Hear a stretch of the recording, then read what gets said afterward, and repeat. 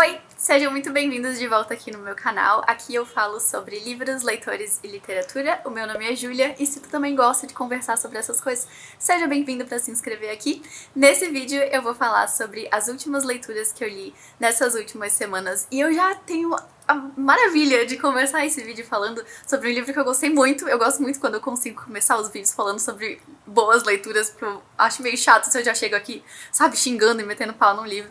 Mas esse livro foi muito bom e eu já tô contente de recomendar ele pra todo mundo. Ele se chama Antes que o Café Esfrie, do Toshikazu Kawaguchi. E nessa história, na verdade, ele é mais parecido com uma coleção de contos, só que em ordem cronológica, porque realmente é uma história que acontece nessa cafeteria, em que existe uma mesa específica nessa cafeteria onde tu consegue voltar no tempo. Tem várias regras pra essa viagem no tempo, pra magia que acontece ali nessa cafeteria, e uma delas é que o tempo que tu pode ficar voltando no passado é até que o café que tá ali na tua xícara esfrie. Então, enquanto o café ainda estiver quente, tu permanece no passado, mas tu tem que voltar antes que ele esfrie, senão tu fica preso no passado. E tem várias outras regrinhas relacionadas a essa viagem no tempo que eu amo, porque eu adoro história de fantasia, que tem esses sistemas de magia que são cheios de regrinha, que mais parecem uma ciência, sabe? Que tu sabe exatamente tudo que vai acontecer, tudo que pode acontecer, o que não pode ser feito, porque eu acho muito mais interessante conseguir entender daí como que os personagens atuam em cima dessas regrinhas ou tentam burlar essas regras. Esse é um livro que não vai necessariamente falar sobre viagem no tempo, tipo, ele não é um livro de ficção científica. Ele é um livro que fala muito mais sobre pessoas e comportamento humano, porque são 4 histórias, se não me engano, de 4 situações em que pessoas querem, né, viajar no tempo. A primeira é uma moça que ela acabou de terminar com o namorado dela e ela quer voltar no tempo pra ver se ela consegue conversar com ele e tentar voltar, reverter isso que aconteceu. Tem uma que são entre 2 amantes, tem uma que são entre parentes, familiares. Enfim, são histórias que falam sobre essas dinâmicas de relacionamento, de família, de casamentos, de filhos, dessas coisas assim, e que eu amo esse tipo de livro, e especialmente quando é esse tipo de livro que fala sobre esses temas mais pesados, assim, junto com alguma coisa misturada tipo de magia, porque daí fica tudo muito interessante, sabe? Tipo, poxa, tu vai falar ali sobre a tristeza de uma mulher que o namorado dela acabou decidindo se mudar pra outro país e aí terminou com ela do nada, assim, e tu coloca uns temperinho assim de magia, sabe? Tipo assim, uns granulados no brigadeiro pra ficar mais interessante. Porque todas essas histórias são de pessoas que estão tristes ou angustiadas ou aflitas com alguma coisa, né? Tipo, ninguém vai viajar no tempo estando feliz pra fazer nada. Tipo, tu viaja no tempo porque tem algum problema na tua vida que tu quer mudar, tem alguma coisa que tu quer fazer. Então, elas estão todas nessa posição em que elas querem mudar alguma coisa e aí vão acontecendo as magias desse café e todos os personagens que estão envolvidos ali na história, eles acabam meio que ficando mais próximos, né? Porque já que o dono da cafeteria tem pessoas indo ali pra tentar viajar no tempo, então as pessoas vão se relacionando nesse sentido e é muito bonitinho, tem aquela sensação de... o termo em inglês é o found family, né? Que é aquele tipo de história onde as pessoas não são uma família, mas elas vão se juntando pra um propósito em comum, elas viram amigos e quase como se fossem uma família, com aquela dinâmica de que uma pessoa ajuda a outra, elas se protegem e tal. E esse livro tem isso e, ai, ele é tão fofo, assim. Todas as histórias que tem nele, elas, por mais que as pessoas comecem elas, né, desse jeito, assim, tristes, angustiadas, deprimidas, enfim, as histórias sempre têm um final que dá um tom de esperança. Por mais que a maioria delas ainda tenha um final triste, elas têm um toque de esperança, mesmo com um final triste, o que eu acho muito mágico nesse tipo de história. Porque é muito difícil, né, tu escrever uma história triste, trágica, que não tem final feliz, porém, tu colocar uma nota de que, tipo assim, apesar desse final triste, ainda existe esperança. Eu não vou falar todas as regrinhas dessa viagem no tempo, porque eu acho que é interessante tu justamente aprender sobre elas, mas uma das regras é que tu, mesmo viajando no tempo, tu não pode mudar nada. Então, tipo assim, se eu voltei no tempo e me falei os bilhetes da loteria, como muita gente gostaria de fazer, né, isso não vai fazer com que eu hoje seja milionária, porque, sei lá, vai acontecer alguma coisa que vai mudar, sabe? Ah, eu vou tropeçar e eu não vou conseguir comprar o bilhete, eu vou esquecer os números do bilhete, ou, sei lá, algo vai acontecer que não vai dar certo porque tu não consegue mudar as coisas, o fato dos eventos que foram acontecendo, sabe? Tu só consegue voltar no tempo pra fazer nada, mas, tipo, voltar no tempo pra ver como eram as coisas antes, sem mudar nada no presente. E isso eu achei muito interessante também, que daí eu fiquei me perguntando, será que eu voltaria no tempo? Tipo, em algum momento no meu passado, eu voltaria no tempo, mesmo não podendo mudar absolutamente nada? Eu faria isso? E eu achei muito legal também ver a forma como as pessoas pensam nesse livro pra chegar a essa conclusão de se vale a pena ou não voltar no tempo. E eu acho que é até uma pergunta legal pra fazer pras outras pessoas, sabe? Tipo, pra entender como é que elas pensam. Se tu iria viajar no tempo, se mesmo tu viajando pra qualquer data que fosse, tu não conseguisse mudar absolutamente nada a respeito do futuro? Não sei, eu achei interessante essa indagação. Pois então, daí que eu li um livro que eu tenho sentimentos conflitantes a respeito dele.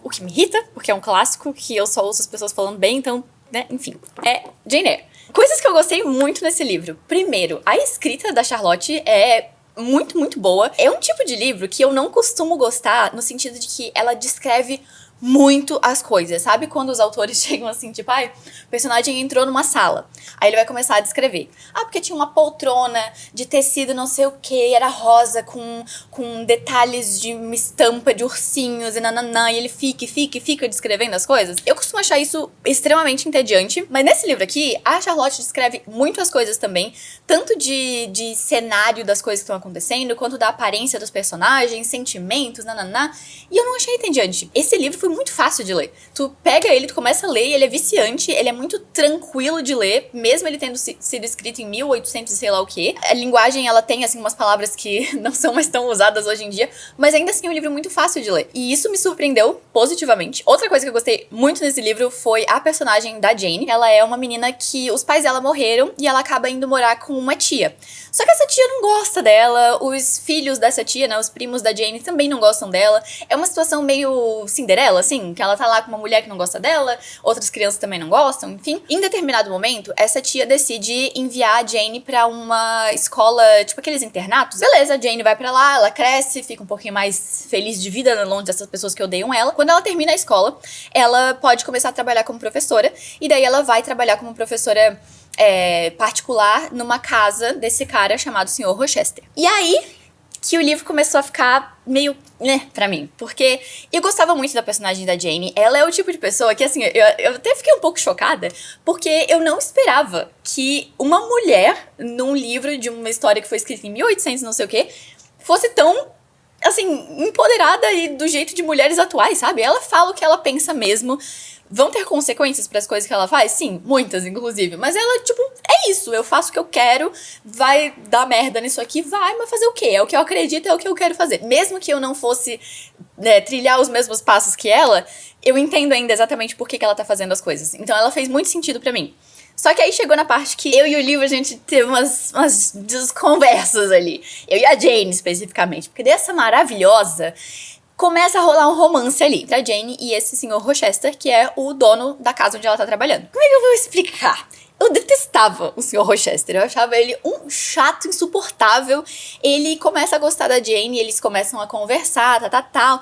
E eu entendo a Jane, porque esse Sr. Rochester, ele é praticamente a primeira pessoa na vida dela que trata ela com certa decência, que conversa com ela como se ela fosse uma pessoa merecesse respeito, diferente da tia, dos professores na escola, nananá. Então eu entendo ela começar a gostar desse cara, mas ainda assim, um negócio que eu odiava muito nesse Sr. Rochester é que ele queria muito conversar com a Jane, porque, segundo ele, ela é, assim, uma pessoa inteligente, boa de conversa. Concordo. A Jane, realmente, lendo o livro no ponto de vista dela, ela é muito boa de ouvir o que ela tem a falar. Só que aí vem esse querido, e ele começa a conversar com ela, e daí, enquanto ela tá falando, ele meio que interrompe ela, muda de assunto e fala, não, tu não sabe nada sobre isso, né? Vamos falar sobre outras coisas, algo que tu entenda, porque, tipo, isso é muito difícil pra tua cabecinha entender. Cara, eu tava me dando um ódio cada vez que esse homem falava. E eu não sei como é que tu é lendo o livro, mas eu não consigo gostar de um livro que tenha romance ali, sendo que eu não gosto de um dos personagens, ou do romance que tá acontecendo entre eles. Então, essa parte do romance do livro simplesmente não foi pra mim. Ainda assim, acho que é um clássico que vale a pena ser lido. Conhecer a história, pelo menos, porque tem algumas coisas ali que são bem diferentes de outros clássicos que eu já li. Em especial, essa questão da Jane ser uma mulher tão diferente de outras protagonistas que eu já li em livros clássicos. E também, alguns dos plot twists que vão acontecendo na história que, na minha opinião, são bem interessantes. Mas agora, pra quebrar um pouco essa sensação de só ficar falando mal de livro, eu vou falar de um livro que eu gostei muito, que eu li essa semana, que eu adorei. Eu já fiz, inclusive, um vídeo falando só sobre ele, porque eu amei muito, mas eu vou comentar rapidinho aqui. Ele se chama Nós Dois Sozinhos no Éter, da Olive Blake. É basicamente um romance entre duas pessoas extremamente problemáticas. A moça, ela se chama Reagan e ela tem namorado já, né? Então ela vai trair o namorado dela com esse outro rapaz. Ela é uma pessoa que ela já cometeu um crime, ela tem problemas mentais. O cara também lida com depressão e ele não gosta da profissão dele, ele não gosta de nada que ele faz na vida, já teve problema com drogas. Então, assim, são duas pessoas difíceis de gostar, e daí aquele negócio ali que eu falei sobre Jane Eyre, que eu só gosto de romance se eu gosto dos personagens, se aplica mais ou menos aqui, porque assim, não é necessariamente que eu gostei dos personagens, mas eu gostei da forma como eles foram apresentados. Eles são pessoas muito facilmente odiáveis, sabe? Aquele tipo de pessoa que tu olha e tu pensa, vai bem pra longe de mim, porque tu é terrível. Só que as coisas que eles fazem, na minha opinião, fizeram sentido. Diferente da Jane. Porque ela decidindo ficar com aquele nheca do Sr. Rochester não fez sentido nunca na minha cabeça. Enquanto esses dois querendo ficar juntos, fez sentido. Porque sabe aquelas duas pessoas assim que não prestam, mas elas se merecem? Pois é. E daí eu comecei a achar bonitinho o romance entre eles. Apesar de ser um romance extremamente problemático e cheio de mentiras e manipulações e traição e nananã, sabe essas coisas assim? Eu gostei muito da escrita da Olive Blake, principalmente do jeito que ela constrói os personagens dela, porque, como eu falei, são duas pessoas cagadas da cabeça, né? Só que o jeito que ela monta esses personagens, eles não são só, assim, pessoas escrachadas. Tu provavelmente conhece alguém com a personalidade desses dois na tua vida. Então, são pessoas mais pautadas na vida real e por mais que eu não goste deles, assim, como pessoa, tiveram muitas características deles que eu me identificava também, porque, né, a gente sempre se identifica com alguma partezinha ou outra dos personagens de livro. E essas coisas que eu me identificava eram muito reais. Sabe quando tu lê uma frase de livro e tu pensa, caramba, alguém me entende? Esse livro aqui tiveram muitas dessas. Eu sublinhei o livro inteiro, eu achei ele maravilhoso. Então, é o tipo de livro que virou um favorito meu. Mas ainda assim, se eu for recomendar ele pras pessoas, eu recomendaria ele com um asterisco de tipo, é bom, mas talvez não seja pra ti, sabe? Porque é um tipo de livro que ou tu vai amar ou tu vai odiar. Eu amei. Eu li mais alguns outros livros nessas últimas semanas, mas eu esqueci de gravar. Na verdade, tava assim meio na correria de final de ano. Então agora eu vou falar pra vocês de 6 outros livros que eu li nessas últimas semanas.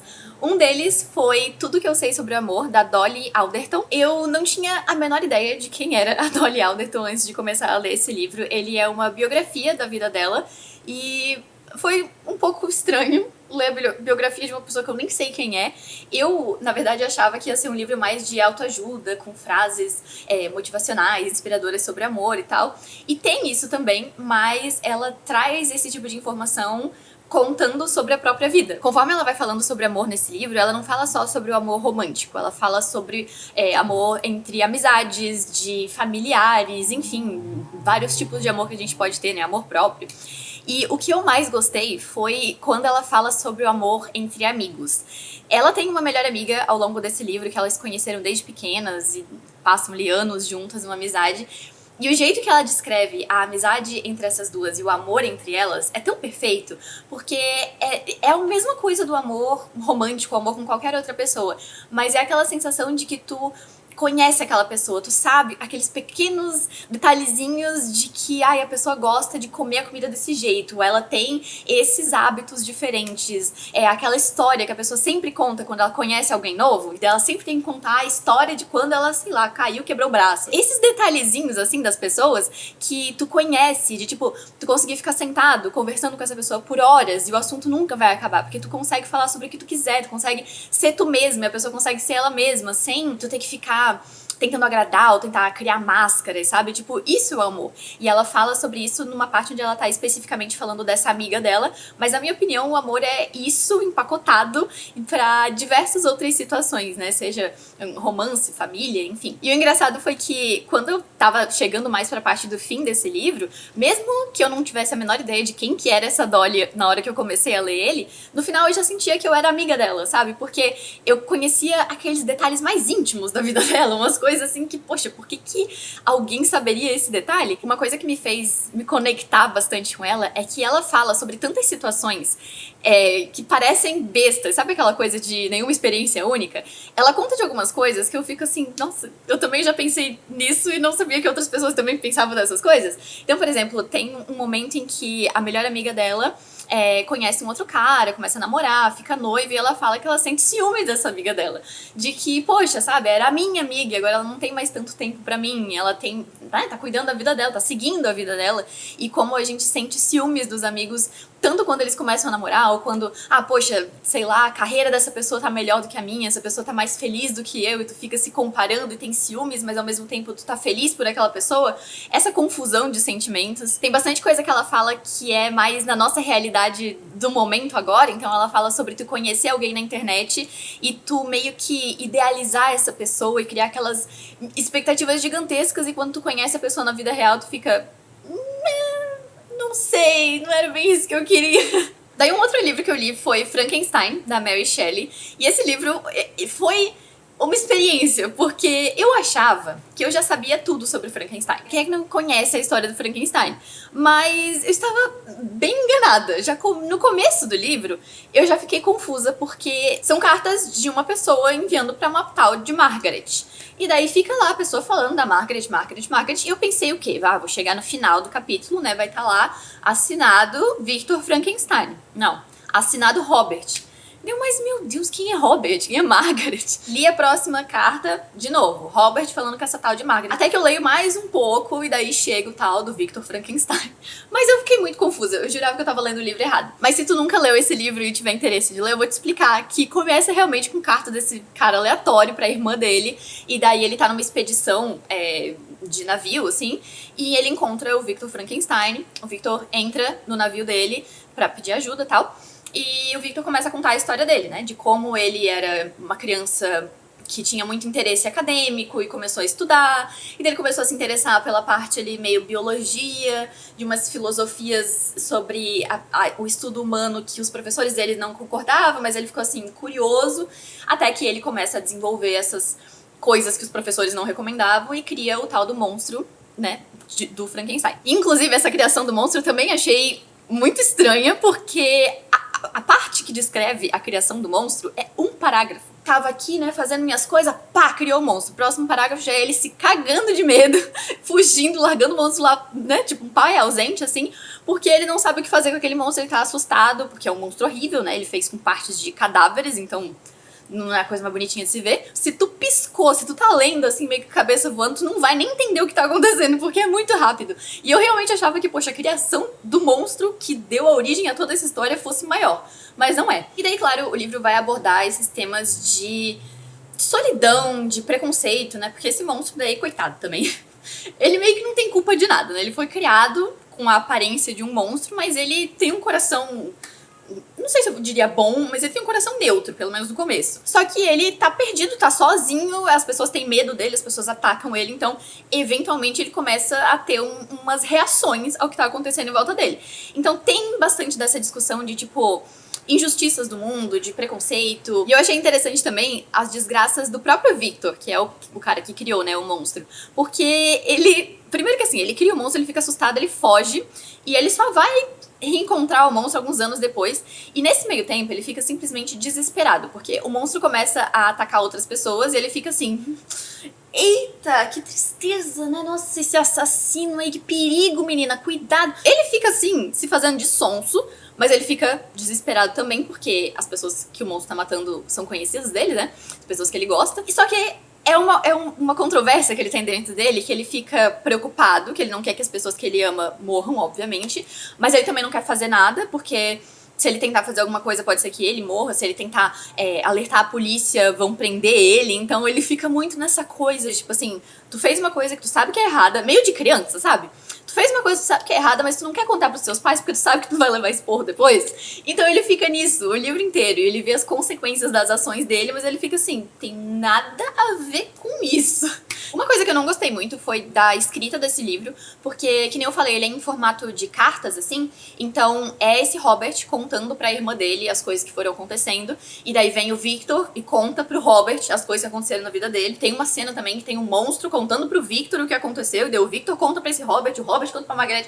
Sabe, é uma coisa meio bagunçada, na minha opinião. Eu acho que seria mais interessante se fosse um narrador, assim, mais onipresente, em vez de uma pessoa contando pra outra. Isso aí eu achei meio chato. Tanto é que eu achei a ideia do livro muito interessante. Tem muita discussão que dá pra ter. É um livro que eu acharia interessante ler em clube do livro, porque tu consegue conversar sobre muitos dos pontos que tem ali, mas a estrutura que a autora escolheu pra contar a história eu achei um pouco cansativa.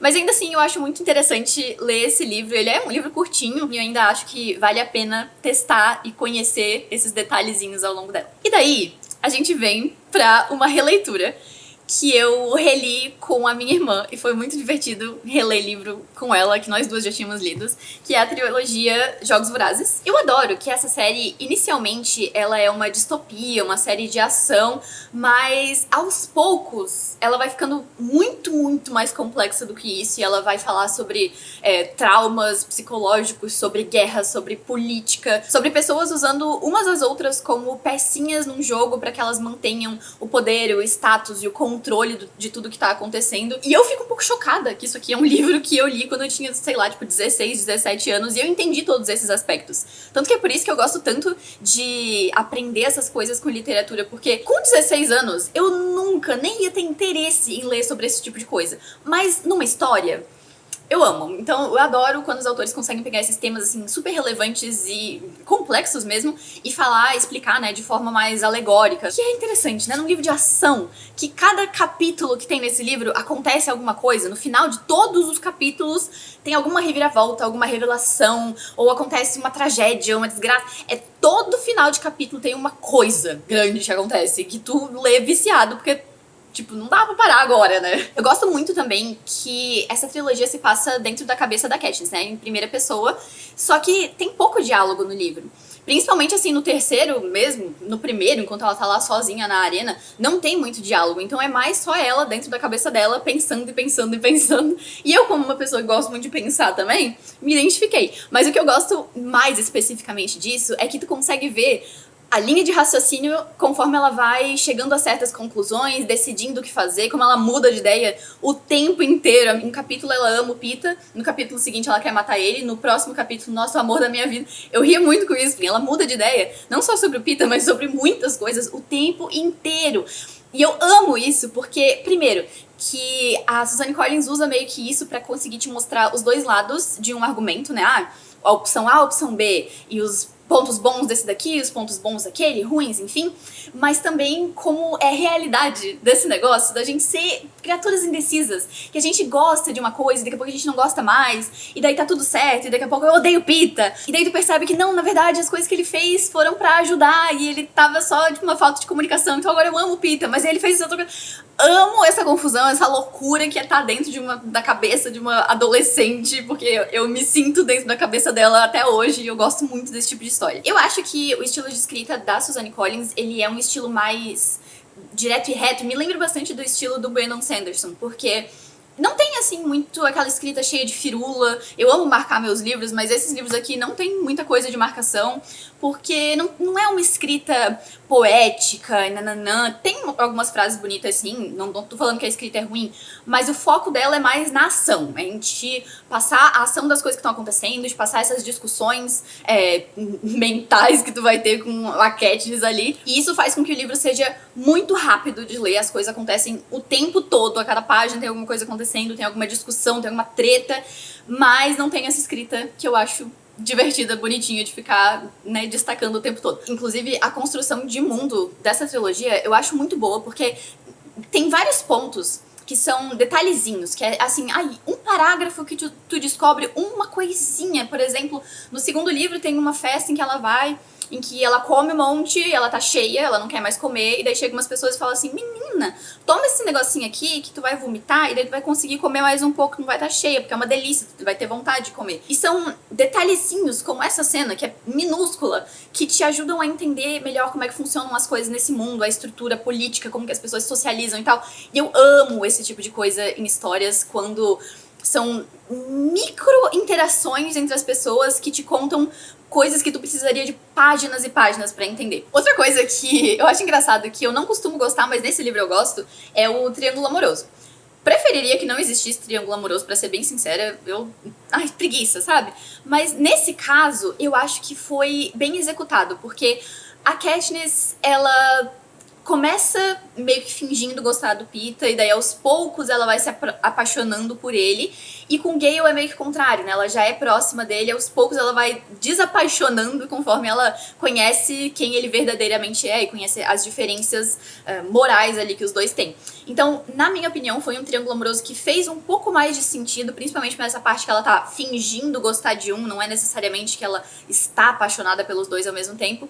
Ainda assim, eu não gosto de triângulo amoroso, mas nesse livro aqui eu dou uma passada de pano, porque... tá bom, vai. Não que eu não goste do romance da Katniss com o Peeta, tá? Amo o Peeta, eu achei ele fofíssimo, achei ele 1000 vezes melhor no livro do que no filme, inclusive. No livro ele é muito mais carinhoso, ele é fofo, ele é engraçado, ele é carismático. No filme ele é um pouco menos, então aqui sou bem mais apaixonada por ele. Eu ainda quero ler o livro novo que saiu, né, que na verdade é a história de como que o presidente Snow surgiu ali no poder, é a canção das serpentes, pássaros de serpente, uma coisa assim. Porque eu sei que aquele livro dá uma expandida nesse universo e eu gosto muito dessas ideias que a Suzanne Collins construiu e da forma como ela aborda esses temas. Essas então foram as minhas últimas leituras de 2023. Foi ótimo terminar o ano relendo uma série que eu gosto muito, porque, sabe, terminou com aquela esperança de que, ai, li livro bom. Esse mês, na verdade, eu li vários livros bons. Então dá aquela motivada pra continuar no ano seguinte. Eu ainda vou fazer o vídeo dos meus livros favoritos de 2023, mas eu tenho um pouco de agonia dessa galera que tá postando esses vídeos enquanto o ano ainda não terminou. Tipo, vai que eu leio um novo livro favorito dia 31 de dezembro às 9 da noite, não sei. Então vai ficar pra semana que vem, porque me dá agonia só de pensar em fazer um tipo de lista dessa e esquecer um livro depois. Mas de qualquer forma, eu já tô super empolgada pra fazer esse vídeo, porque passar um vídeo inteiro só falando sobre livros favoritos, ai meu Deus, é maravilhoso. Mas então, eu desejo pra vocês um ótimo final de ano, um 2024 maravilhoso, com ótimas leituras, só livro bom, sem ressaca literária, sem nada do tipo, e eu volto semana que vem pra fofocar um pouco mais de novo sobre livros, leitores e literatura. Até lá!